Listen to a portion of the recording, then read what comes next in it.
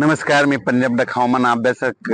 24, 25 आणि 26 दरम्यान आणखीन 4 दिवस जोराचा पाऊस पडणार आहे. आज दुपारनंतर जोराचा पाऊस पडणार आहे म्हणून हा अंदाज लक्षात द्यायचा.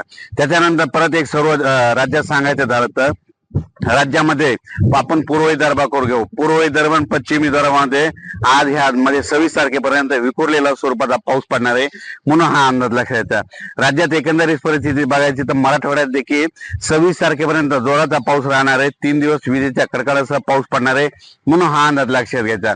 राज्यात एकंदरीत परत आपण पश्चिम महाराष्ट्राकडे सांगू इच्छितो. पश्चिम महाराष्ट्रामध्ये 23 सप्टेंबर 24, 25 आणि 26 दरम्यान सातारा, सांगली, सोलापूर, कोल्हापूर, नगर, पुणे, त्याच्यानंतर नाशिक, सिन्नर, जुन्नर, त्याच्यानंतर उत्तर महाराष्ट्र, त्याच्यानंतर जळगाव, धुळे, नंदुरबार, त्याच्यानंतर संभाजीनगर या जिल्ह्यामध्ये या 26 तारखेपर्यंत मुसळधार पाऊस पडणार आहे म्हणून या लोकांनी काळजी घ्यावी. राज्यात सांगायचं झालं तर तुम्हाला एक सांगतो, या 26 तारखेपर्यंत काही भागामध्ये अतिवृष्टी होणार आहे. नाशिक, मुंबई, त्याच्यानंतर पुणे, कोकणपट्टी, त्याच्यानंतर संभाजीनगर, मालेगाव, त्याच्यानंतर पुणे भागामध्ये सातारा, सांगली, सोलापूर, कोकणात देखील अतिवृष्टी होणार आहे म्हणून हा अंदाज लक्षात येतात.